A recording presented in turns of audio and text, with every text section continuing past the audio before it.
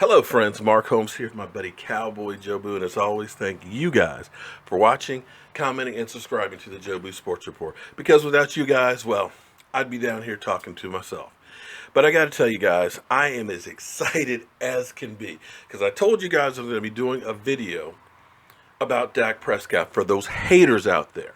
Because I'm sick and tired of hearing the same thing, that Dak Prescott has to learn how to go downfield. He's just a dink and dunk quarterback. And that's from those idiots, those Eagle trolls, that keep swearing that Carson Wentz, 5 years down the road, Carson Wentz is going to be a better quarterback than Dak Prescott. You can best believe that. Well, he's got a long freaking way to go. I got to tell you that.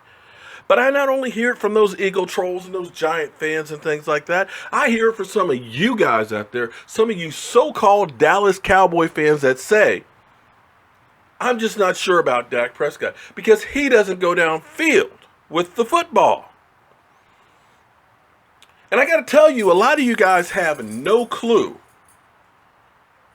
to what you're talking about, because I think you're watching too much ESPN and NFL Network. You do know that stuff will rot your brains.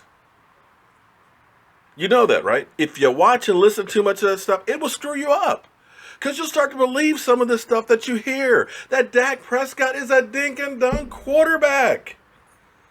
But nothing could be further from the truth, because I can guarantee you one thing: Jobu we'll need a refill. And so let's get that out of the way, because I think I forgot Jobu's refill in the last go round.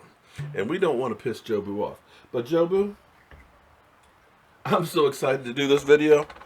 I hope you don't mind, but I'm going to steal a little of your rum here. Oh boy. Especially since we made it through hump day. Thursday's tomorrow, and then of course Friday. We have live streaming with you guys, and I can't wait. So, okay, back to Dak Prescott and why you guys need to be as excited as can be for next season. Because here's the thing. When you take yards per completion, that is an average of your passes and how far they go. Matty Ice, 9.26 yards. Really good. Led the NFL. If you can do that per completion, basically you're almost getting a first down every time you make a completion. Terrific Tom. 5 Super Bowl rings. Tom Brady. 8.23. Really good. Kirk Cousins, who I think with the lack of Pierre Garçon and D-Jax will go down, but still had 8.11. That's the top 3 in the NFL. That's yards per completion. Where does Dak Prescott fit on that? 7.99. Fourth. Now I know you guys will say, oh yeah, big deal. But you know what? Here's where it gets interesting. Because guys that you think are head and shoulders above him, like say, oh, I don't know, Aaron Rodgers. Aaron Rodgers is 14th. 7.26. 3/4 of a yard less than Dak Prescott. Another young gun that everybody was even talking about, possible MVP before he got hurt. Derek Carr. 7.23. Now, a lot of you guys will say, well, Dak had great receivers, man. That's why his numbers were so good. Yeah, he had Dez. But did you think that Bryce Butler, Terrence Williams, and Cole Beasley were great receivers before this season? Did you? Because when you compare it to, say, Odell Beckham, and keep in mind, Dez Bryant was hurt for 3 of those games. But when you think about, say, the New York Giants that had Odell Beckham, Sterling Shepard, Victor Cruz, and a 2-time winning quarterback, Eli Manning. Eli only had a 6.72. A yard and a quarter less than Dak Prescott. He was 25th. And those Delusional, Stephen A. Smith. It's not the Dallas Cowboys that are delusional. It's those Eagle fans that are delusional when they talk about Carson Wentz. Because Carson Wentz, 29th in yards per completion, 6.23. Now that's a rookie for you. So if you're saying that Dak Prescott only dinks and dunks downfield, how is it he has fourth in the NFL? Okay, all right. So let's go with another angle here to try and prove my point. Dez Bryant. Dez Bryant, you can look at him and say, you know what? It wasn't a great season for him because he only had 50 catches. 50 catches for 796 yards. Clearly, he was injured for 3 games, so it wasn't one of his best ones. But let's look at Dez Bryant's career. 2010, he had 45 catches his rookie year. Great as a rookie. Averaged 12.5 yards per completion. It's not bad for a rookie. 2011, 14.7 yards per completion with 63 catches. Starting to step up and become that elite receiver. 2012, averaged 15 yards per completion, had 92 receptions. That's what more could you ask for? 2013, dropped back a little bit, 13.3, but 93 catches. And in 2014, Tony Romo's best year, statistically. He had the great running game, had the Great Wall of Dallas too.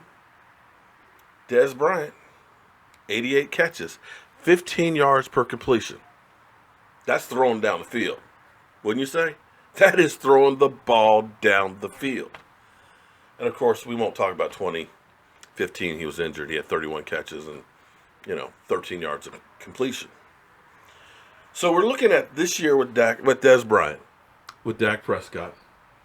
And those first 3 games he had were really abysmal. 11 out of 23 catches for 150 yards and 1 touchdown before he got hurt. Clearly, that's crap for a receiver like Dez Bryant. And that's where you heard the rumors and things of people saying that maybe it was time to get rid of Dez Bryant. But here's the thing. If you take those games out, take those 3 games out, because clearly Dak and Dez did not really work together because Dez doesn't do a whole lot in training camp. Got hurt. Dak got thrown into the fire. They did not get a repertoire yet. Okay? So we take those 3 games out. We take the 3 games he didn't play in because he was injured. And if we take the game against Philadelphia where he was in for 1 series, they threw the ball at him 1 time, let's just take those games out. So let's deal with those 9 games that he came back. We came back for Philadelphia game, 3 of 6 catches. Cleveland game, 1 of 4. Still kind of like he was those first couple of games. But all of a sudden, Pittsburgh, 6 of 9. Baltimore, 6 of 8. Washington, 5 of 7. Minnesota, 4 of 6. Of course, the Giant game was terrible for everybody, 1 of 9. But Tampa Bay, 8 and 10. 8 out of 10. And Detroit, 4 out of 5. All of a sudden, he's catching everything that's coming to him because Dak and him are beginning to roll together. So you take those 9 games. He had 39 catches, 646 yards, 7 touchdowns. Wait for it now, an average of 16.56 per completion. And even if we take those other games that he had for the season, the ones where he didn't play like crap, and include that one with Philadelphia, he averaged 5.9 yards per completion, almost a full yard higher than he ever did with Tony Romo. That's right. Almost a yard higher than his best year in 2014 with Tony Romo, or any year with Tony Romo. So how is it if Dez Bryant averaged a yard more than his best season with Dak Prescott, that Dak Prescott's a dink and dunk quarterback, but Tony Romo wasn't.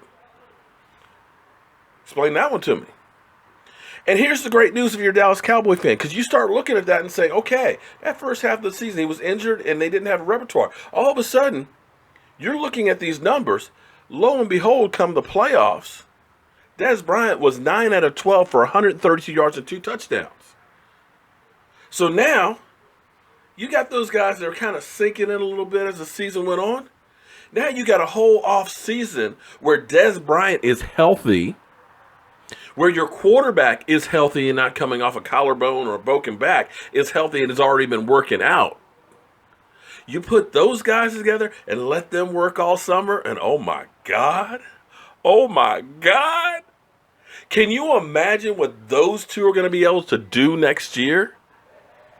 They averaged 16.56 yards of completion the last 9 games. Guys, clearly, Dak Prescott is not a dink and dunk quarterback.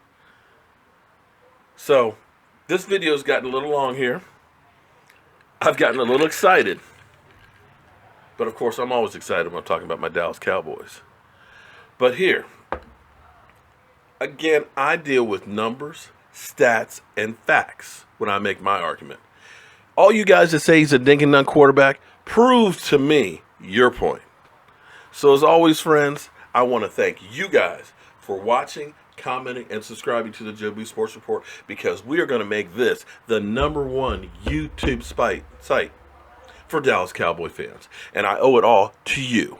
Have a great night, and I will see you guys soon. Jobu, up your butt.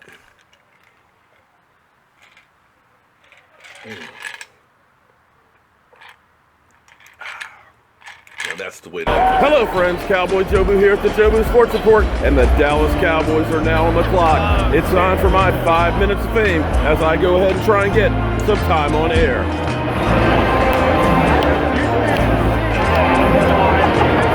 Who are the Dallas Cowboys going to pick? Are we going to go ahead and go for a D-back? Another defensive lineman? I don't know. Let's see what happens. Oh, I can't wait.